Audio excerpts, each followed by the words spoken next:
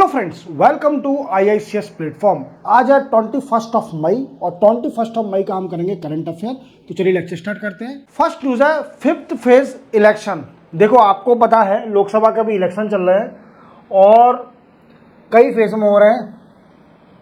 इसी के कारण क्या हो रहा है कि फिफ्थ फेज के इलेक्शन हुए। कितनी कंस्टिट्यूएंसी? 49 कंस्टिट्यूएंसी पर 49 कंस्टिट्यूएंसी पर फिफ्थ फेज के इलेक्शन हुए लोकसभा के।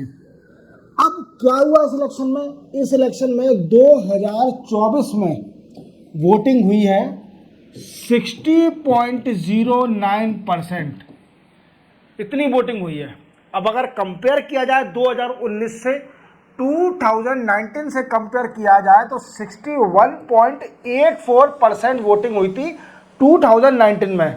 तो ज़्यादा डिफरेंस नहीं है, मतलब अप्रोक्सीमेटली 1% या 1.5% you can say easily that there is not a much difference between 2019 voting and 2024 voting, the same voting ratio. तो चलते हैं अपन नेक्स्ट न्यूज़ पर। नेक्स्ट न्यूज़ है हमारी केरला गवर्नमेंट के ऊपर। अब केरला ऐसा क्या कर रही है जिसके कारण तमिलनाडु ऑब्जेक्शन उठा रही है कि केरला गवर्नमेंट गलत कर रही है हमारे किसानों के साथ।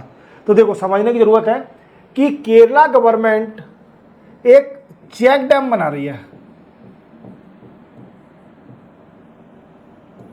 किस रिवर में? सिलांदी रिवर। और ये ट्रिब्यूटरी है अमरावती की, अमरावती रिवर। और अमरावती गिरती है कावेरी रिवर में, याद रखना, ठीक है। तो ये रिवर है, एक दूसरे से जुड़ी हुई है। कावेरी रिवर, तो सिलांदी रिवर जाती है, ट्रिब्यूटरी है अमरावती की, और अमरावती रिवर मिलती है कावेरी रिवर में। अब क्या है कि एक डैम बना रही है, check dam, Kerala government Silandi river के ऊपर, और वो है मुन्नार में।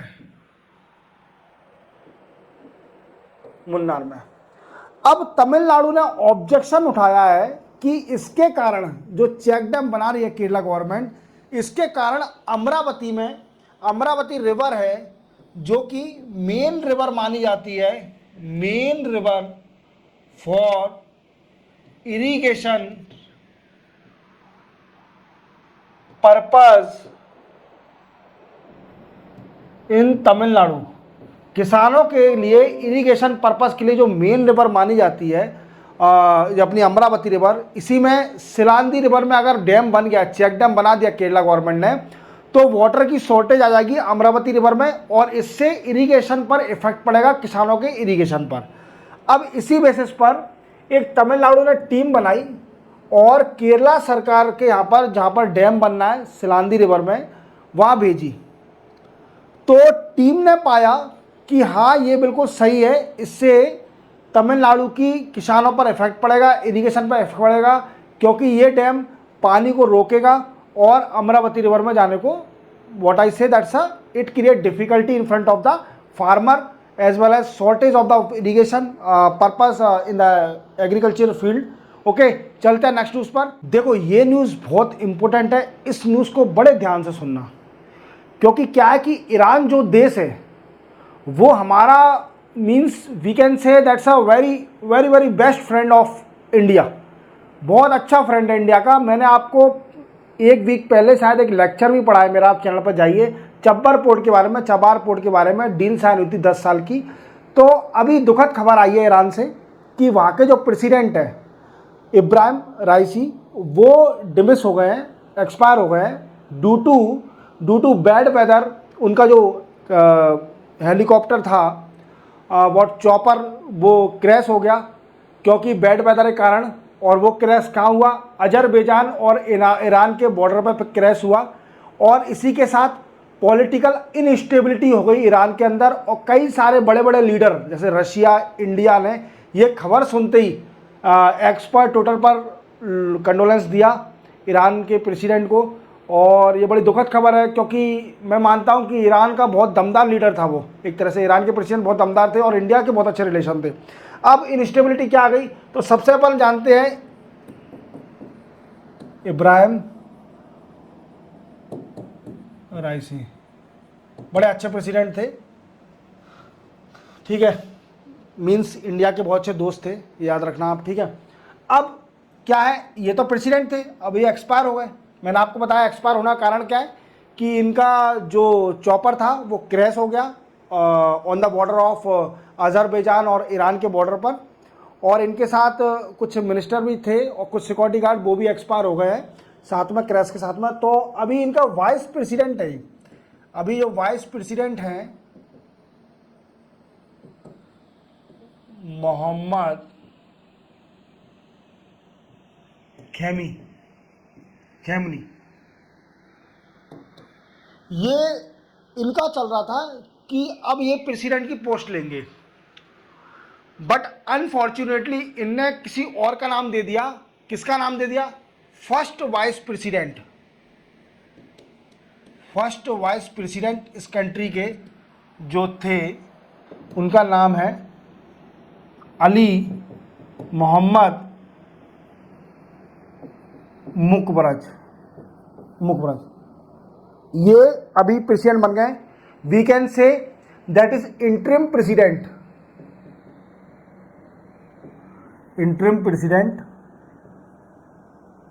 Until election held. जब तक इलेक्शन नहीं होते हैं तब तक इंटरिम प्रेसिडेंट बना दिया है मुकबरज को। मुकबरज है अली मोहम्मद मुकबरज। इनको जो वाइस प्रेसिडेंट थे खमेनी, उन्होंने इनका नाम रिकमेंड किया और खमेनी चाहते हैं कि उनका लड़का बने, पर वो लड़का जो है इनका जो सन है वो इनकेपेबल है टू बिकम अ प्रेसिडेंट। वो मैटर नहीं करता, वो दूसरी कंट्री, अपन क्या उसमें डिसाइड कर सकते हैं। But as per the news political background ज़्यादा नहीं है, ज़्यादा एक्सपीरियंस नहीं है, तो अभी तो राइट नाउ इंटरिम प्रेसिडेंट बने मुकबरज, अली मुकबरज।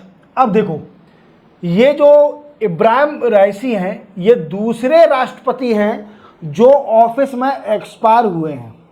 समझ रहे हो आप मेरी को बात को? ये दूसरे राष्ट्रपति हैं। पहले राष्ट्रपति भी ऐसे ही बॉम्ब ब्लास्ट में एक्सपायर हो गए थे और वो भी ऑफिस में थे। उनका नाम था अली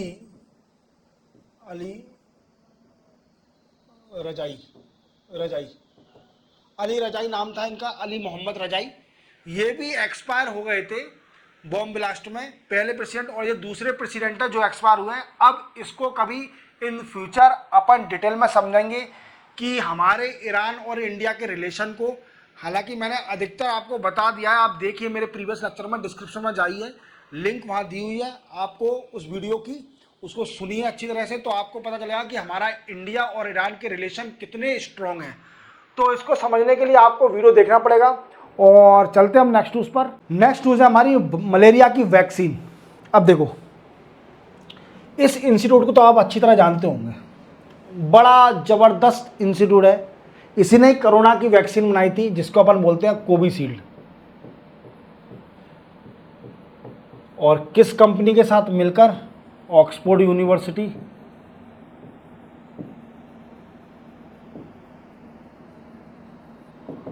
ठीक है, ऑक्सफोर्ड यूनिवर्सिटी के साथ मिलकर सेरम इंस्टीट्यूट ऑफ इंडिया ने एक वैक्सीन बनाई थी कोरोना के टाइम, वो है कोविशील्ड। अब कोविशील्ड तो वैक्सीन बन गई, देन आफ्टर अभी ने एक और वैक्सीन बना दी है ऑक्सफोर्ड यूनिवर्सिटी के संग मिलकर। वो उसका नाम है R21 मैट्रिक्स, या फिर मैट्रिक्स M भी बोल सकते हैं अपन इसको, मैट्रिक्स M।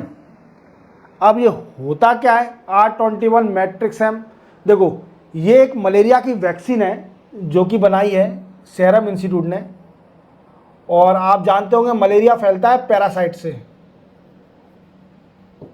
याद रखना, मच्छर होते हैं वो पैरासाइट से फैलता है मलेरिया। देन आफ्टर इन्होंने ये वैक्सीन को डिलीवर कर दिया है, शिपमेंट कर दिया है अफ्रीकन की 6 या 8 अफ्रीकन कंट्री में शिपमेंट दे दिया, भेज दिया। अब इनसे पूछा गया कि सर जी आपने इंडिया में क्यों नहीं दी वैक्सीन? इंडिया में भी तो यूज़ कर सकती थी, मलेरिया के बहुत सारे पेशेंट हैं। तो इन्होंने रीज़न दिया कि इंडिया का पैरासाइट और अफ्रीका के पैरासाइट में डिफरेंस है। ये बनी अफ्रीका के पैरासाइट से है, देख वो नज़र रख के, मतलब व्हाट वी से दैट्स पैरासाइट को देखते हुए, अफ्रीका के पैरासाइट को देखते हुए वैक्सीन बनी है। और अफ्रीकन कॉन्टिनेंट के लिए है तो उनसे पूछा गया कि इंडिया के लिए कब तक बन जाएगी मलेरिया की वैक्सीन। तो उन्होंने बोला कि इंडिया के पर्सपेक्टिव देखा जाए तो 2 साल के अंदर मलेरिया की वैक्सीन हम बना देंगे। फिर इनसे पूछा गया कि डेंगू की वैक्सीन कब तक बना दोगे, तो इन्होंने बोला कि डेंगू की वैक्सीन इंडिया के लिए ट्रायल चल रहा है, तीसरे फेज पे है उसका ट्रायल, और विद इन 5 ईयर में डेंगू की वैक्सीन हमारे इंडिया में आ जाएगी, तो हम निजात पा जाएंगे डेंगू और मलेरिया की बीमारी से। अब एक डाउट मुझे हो रहा है मेरे ओपिनियन के हिसाब से कि जो कोविशील्ड वैक्सीन बनी थी, अभी मैंने न्यूज़ में बताया था कि कोविशील्ड जो वैक्सीन बनी थी वो साइड इफेक्ट कर रही है।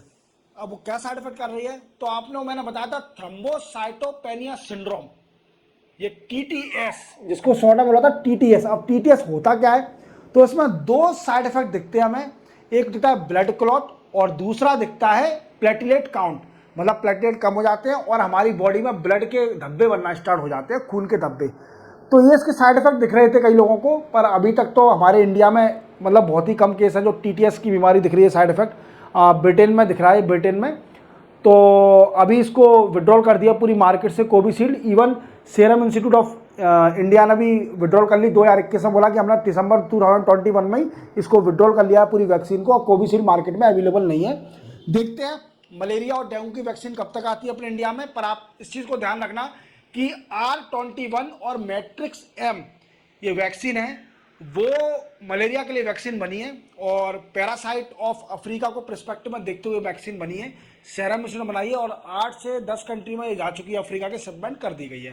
ठीक है, चलते हैं नेक्स्ट न्यूज़ पर। नेक्स्ट और लास्ट न्यूज़ हमारी तेलंगाना गवर्नमेंट के ऊपर। देखो तेलंगाना गवर्नमेंट ने क्या किया है, तेलंगाना गवर्नमेंट ने 500 रुपये पर quintal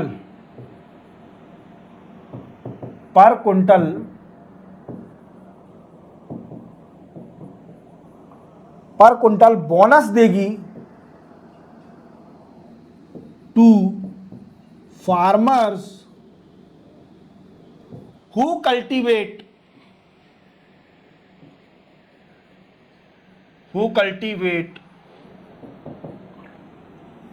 fair rice during kharif season. मैंने क्या बोला आपसे कि खरीफ सीजन तो आप जानते होंगे, बरसात का मौसम में जो जो फसल होती है उसको खरीफ सीजन बोलते हैं। तो तेलंगाना गवर्नमेंट ने 500 रुपये बोनस देने का प्रॉमिस किया है, पर कुंटल 500 रुपये एक्स्ट्रा देगी बोनस उन किसानों को जो कि अच्छी राइस उगाएंगे खरीफ सीजन पर। तो एक तरीके से बोनस है उनको मोटिवेट करने के लिए फार्मर को कि वो अच्छी तरह से राइस उगाएं, मतलब अच्छी क्वालिटी की उगाएं, और जिससे कि आप प्रोडक्शन बढ़े राइस का। तो सरकार ने इस चीज़ की मदद करी है। इसी के साथ 21 मई का लेक्चर और करंट अफेयर कंप्लीट होता है। मिलते हैं हम कल 22 मई करंट अफेयर के साथ। जय हिंद।